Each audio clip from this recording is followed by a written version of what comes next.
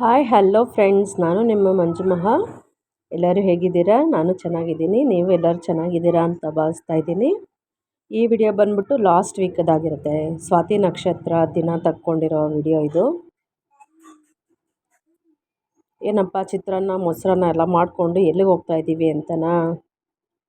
ದೇವ್ರಿಗೆ ಅಭಿಷೇಕ ಇತ್ತು, ಹಾಗಾಗಿ ಪ್ರಸಾದ ಎಲ್ಲ ಮನೆಯಿಂದನೇ ಮಾಡಿಕೊಂಡು ತಗೊಂಡು ಹೋಗ್ತಾ ಇದ್ದೀವಿ. ಇದು ಬಂದ್ಬಿಟ್ಟು ನಾವು ಸ್ವಾತಿ ನಕ್ಷತ್ರ ಆಗಿದ್ದು ಮಾರನೇ ದಿನ ಅಭಿಷೇಕಕ್ಕೆ ಕೊಟ್ಟಿದ್ದು.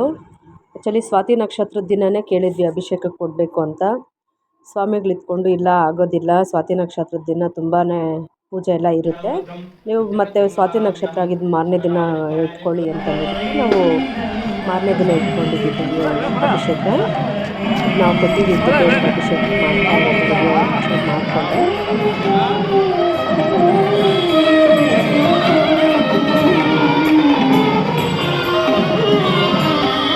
ತುಂಬ ಚೆನ್ನಾಗಿ ಮಾಡಿದ್ರು ಅಲಂಕಾರ ಎಲ್ಲ.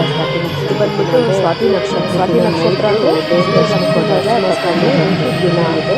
ಇದು ನಕ್ಷತ್ರ ಸ್ವಾತಿ ನಕ್ಷತ್ರದಲ್ಲಿ ಸ್ವಾಮಿ ಹುಟ್ಟಿರೋದ್ರಿಂದ ಸ್ವಾತಿ ನಕ್ಷತ್ರ ತುಂಬ ವಿಶೇಷವಾಗಿ ನರಸಿಂಹ ಸ್ವಾಮಿ ದೇವಸ್ಥಾನದಲ್ಲಿ ತುಂಬ ವಿಶೇಷವಾಗಿ ಜಾತ್ರೆ ಥರ ಎಲ್ಲ ಮಾಡ್ತಾರೆ. ಸ್ವಾತಿ ನಕ್ಷತ್ರದಲ್ಲಿ ಈಗಿನ ನೈಟು ನಾವು ಜೋರಾಗಿ ಮಾಡ್ಕೊಂಡಿರೋದು.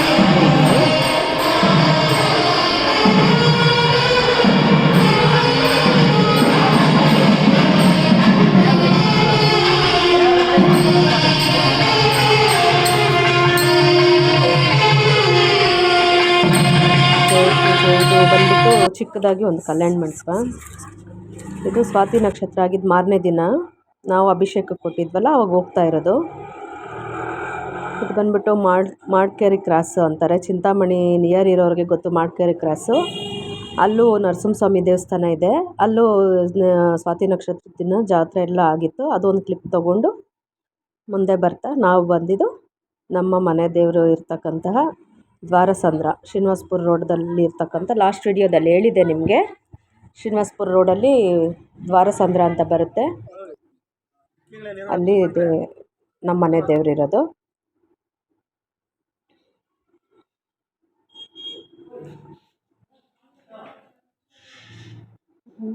ನಮ್ಮ ಯಜಮಾನ್ರಿಗೆ ಸ್ವಲ್ಪ ವಿಡಿಯೋ ಮಾಡ್ಕೊಂಡು ಬನ್ನಿ ಅಂದರೆ ಅವರು ದೇವಸ್ಥಾನದಲ್ಲಿರೋ ಒಂದೊಂದು ಕಲ್ಲೂ ಕೂಡ ಬಿಡ್ದಲೇ ಮಾಡ್ಕೊಂಡು ಬಂದಿದ್ದಾರೆ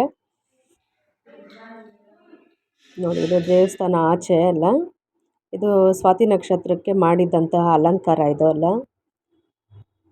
ಇಲ್ಲಿ 3 ವಿಗ್ರಹಗಳು ಏನಿದೆ ಅದು ಹೊಸದಾಗಿ ಪ್ರತಿಷ್ಠಾಪನೆ ಮಾಡಿದ್ದು, ಸ್ವಾತಿ ನಕ್ಷತ್ರದ ದಿನ ಪ್ರತಿಷ್ಠಾಪನೆ ಮಾಡಿದ್ದು. ಶ್ರೀ ವಿಷ್ಣು ಮತ್ತು ಶ್ರೀದೇವಿ ಭೂದೇವಿ ಅಂತ 3 ವಿಗ್ರಹಗಳನ್ನ ಹೊಸದಾಗಿ ಪ್ರತಿಷ್ಠಾಪನೆ ಮಾಡಿರೋದು.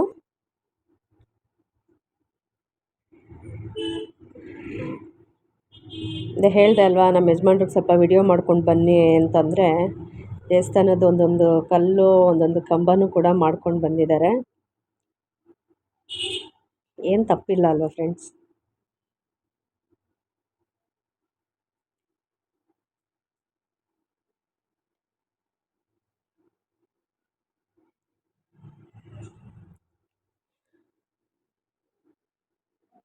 ತುಂಬ ಚೆನ್ನಾಗಿ ಮಾಡಿದರು ಅಲಂಕಾರ ಎಲ್ಲ.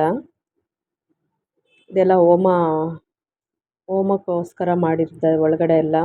ಹೋಮ ಎಲ್ಲ ಮಾಡಿದ್ರಲ್ವ. ಮತ್ತು ಮೇಲೆ ಗರುಡಗಂಬ ಪ್ರತಿಷ್ಠಾಪನೆ ಎಲ್ಲ ಮಾಡಿದರು. ಸೊ ಹಂಗಾಗಿ ಇದು ಹೋಮ ಎಲ್ಲ ಅರೇಂಜ್ ಮಾಡ್ಕೊಂಡಿದ್ದಿದ್ದೆಲ್ಲ.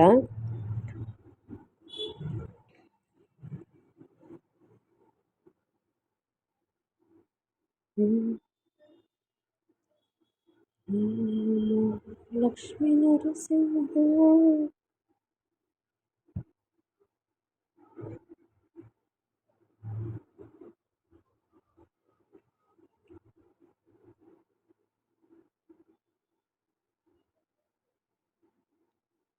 ಆ್ಯಕ್ಚುಲಿ ಮೇಯಲ್ಲಿ ಜಾತ್ರೆ ಇರುತ್ತೆ ಫ್ರೆಂಡ್. ಇನ್ನೂ ಡೇಟು ನಮಗೆ ಯಾವುದಂತ ಕನ್ಫರ್ಮಾಗಿ ಗೊತ್ತಿಲ್ಲ.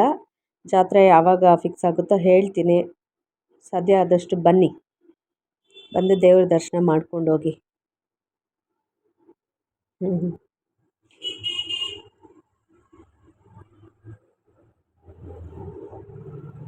ಎಷ್ಟು ಚೆಂದ ಇರುತ್ತಲ್ವ ದೇವಸ್ಥಾನದಲ್ಲಿ ಒಂದೊಂದು ಕಲ್ಲು ಮೇಲೂ ಕೆತ್ತಿರೋ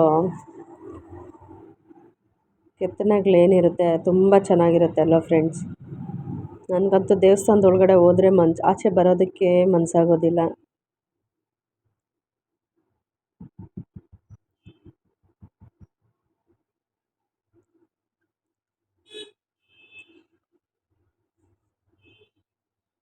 ಇದು ಬಂದ್ಬಿಟ್ಟು ದ್ವಾರಪಾಲಕರು, ಇದು ಗರುಡ ದೇವರು. ಇದು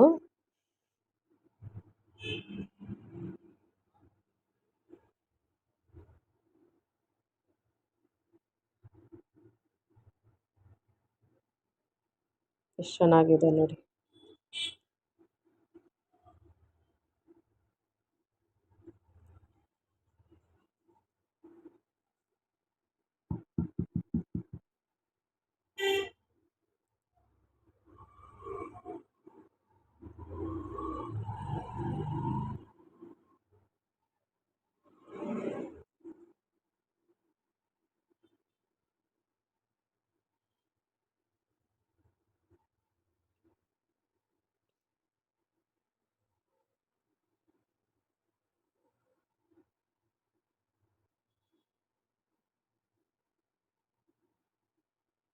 ಅಲಂಕಾರ ಎಲ್ಲ ನೋಡಿ ಫ್ರೆಂಡ್ಸ್ ಎಷ್ಟು ಚೆನ್ನಾಗಿದೆ. ಒಳಗಡೆ ದೇವ್ರಿಗೆ ಅಭಿಷೇಕ ನಡೀತಾ ಇತ್ತು.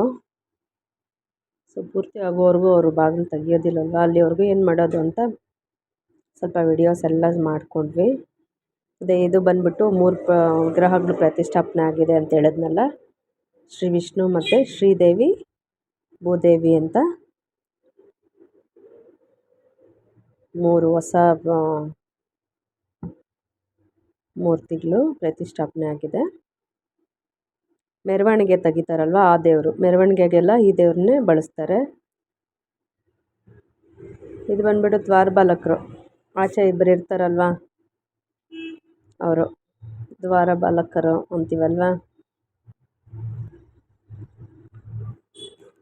ಎಲ್ಲ ಮುಗಿಸ್ಕೊಂಡು ಮನೆಗೆ ಬಂದ್ವಿ. ಫೈನಲಿ ಮನೆಗೆ ಬಂದು ಇದೇನಪ್ಪ ಬಸ್ ಹತ್ಬಿಟ್ಟಿದ್ದಾರೆ ಆವಾಗಲೇ ಅಂತ ನೋಡ್ತಾ ಇದ್ದೀರಾ. ಬಸ್ ಹತ್ಕೊಂಡು ಹೋಗಿದ್ದು ಎಲ್ಲಿಗೆ ಅಂದರೆ ಬೆಂಗಳೂರಿಗೆ ಏನಕ್ಕೆ ಅಂದರೆ ಅಮ್ಮ ಮನೆಗೆ, ನಮ್ಮ ಅಮ್ಮ ಮನೆಗೆ. ಬೆಂಗಳೂರಲ್ಲಿ ಇಳಿದು ಮೆಟ್ರೋ ಹತ್ಕೊಂಡು ಫಸ್ಟು ಚಿಕ್ಕಪೇಟೆಗೆ ಹೋದ್ವಿ. ಚಿಕ್ಕಪೇಟೆಗೆ ಏನಕ್ಕೆ ಅಂದ್ಕೊಳ್ತಾ ಇದ್ದೀರಾ, ಶಾಪಿಂಗ್ ಸ್ವಲ್ಪ ಐಟಮ್ಸ್ ಎಲ್ಲ ಬೇಕಾಗಿತ್ತು, ಶಾಪಿಂಗ್ ಮಾಡ್ಕೊಳ್ಳೋಣ. ಹಂಗೆ ಹೆಂಗೂ ಬೆಂಗಳೂರಿಗೆ ಹೋಗ್ತಾ ಇದ್ದೀವಲ್ವ ಅಂತ ಅಲ್ಲೇ ಶಾಪಿಂಗ್ ಮಾಡಿಬಿಟ್ಟು ಕೊರಿಯರ್ಗೆ ಹಾಕ್ಕೊಂಡ್ವಿ ಅಲ್ಲೇ. ಈ ಶಾಪ್ ಬಂದ್ಬಿಟ್ಟು ನಾನು ಯಾವಾಗಲೂ ಈ ಶಾಪ್ಗೆ ಹೋಗೋದು, ನೋಡಿರ್ತೀರ ಬೇರೆಯವ್ರ ಯೂಟ್ಯೂಬ್ ಚಾನಲಲ್ಲಿ ಮಾತಾ ಫ್ಯಾನ್ಸಿ ಸ್ಟೋರ್ ಅಂತ. ನೆಕ್ಸ್ಟ್ ಆದರೆ ನಾನು ಒಂದು ಲಾಗ್ ಮಾಡಿ ಹಾಕ್ತೀನಿ. ನಾನೆಲ್ಲ ತೊಗೊಳ್ಳೋದು ಇವ್ರ ಹತ್ರನೇ. ಫೈನಲಿ ಅಲ್ಲಿ ಎಲ್ಲ ಶಾಪಿಂಗ್ ಮುಗಿಸ್ಕೊಂಡು ಆಚೆ ಬರೋ ಅಷ್ಟರಲ್ಲಿ ಕತ್ಲಾಗಿ ಹೋಗ್ಬಿಟ್ಟಿತ್ತು ಫ್ರೆಂಡ್ಸ್.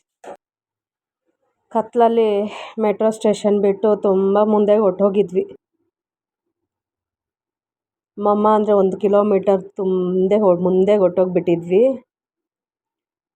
ನನ್ನ ಮಗಳು ನಿಂಗೆ ಗೊತ್ತಾಗಲ್ವಾ ಮಮ್ಮಿ, ಹಂಗೆ ಮಮ್ಮಿ ಹಿಂಗೆ ಮಮ್ಮಿ ಅಂತ ನಡೆಯೋಕ್ಕಾಗ್ದಲ್ಲೇ ನಡ್ಕೊಂಡು ಹೋಗ್ತಾ ಇದ್ದಾಳೆ ನನ್ನ ಚಿಕ್ಕ ಮಗಳು. ಫೈನಲಿ ಮೆಟ್ರೋ ಸ್ಟೇಷನ್ಗೆ ಬಂದು ಗೊರಗುಂಟೆಪಾಳ್ಯ ಬಂದು ಇಳಿದ್ವಿ. ಗೊರಗುಂಟೆಪಾಳ್ಯದಲ್ಲಿ ಯಾರಿದ್ದಾರೆ ಅಂದರೆ ನನ್ನ ಅಮ್ಮ ಮನೆ ಗೊರಗುಂಟೆಪಾಳ್ಯ. ಸೊ ಅಮ್ಮ ಮನೆಯಲ್ಲಿ ಬಂದ್ವಿ. ಹಂಗೆ ಆನ್ ದ ವೇ ಹೋಗ್ತಾ ನನ್ನ ದೊಡ್ಡ ಮಗಳು ಕಿವಿ ಚುಚ್ಚಿಸ್ಕೋಬೇಕು ಅಂತ ಇದ್ಲು.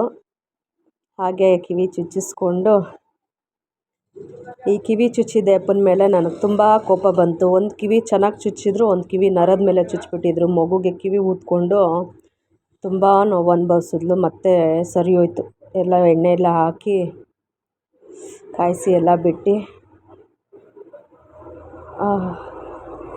ಅವಳಿಗೆ ಚುಚ್ತಾಯಿದ್ರೆ ನನಗೆ ನೋವಾಗ್ತಾಯಿತ್ತು. ಫೈನಲಿ ಕಿವಿ ಚುಚ್ಚಿಸ್ಕೊಂಡು ಮನೆಗೆ ಹೋದ್ವಿ. ನೋಡಿ ನನ್ನದು ಚಿಕ್ಕ ಮಗಳು ನಮ್ಮ ಅಣ್ಣ ಮಕ್ಕಳಿಗೆ ಅಂತ ಮನೆಯಿಂದ ಅವಳ ಥಿಂಗ್ಸ್ ಎಲ್ಲ ಎತ್ಕೊಂಡು ಬಂದು ಭಾಗ ಮಾಡ್ತಿದ್ಲು.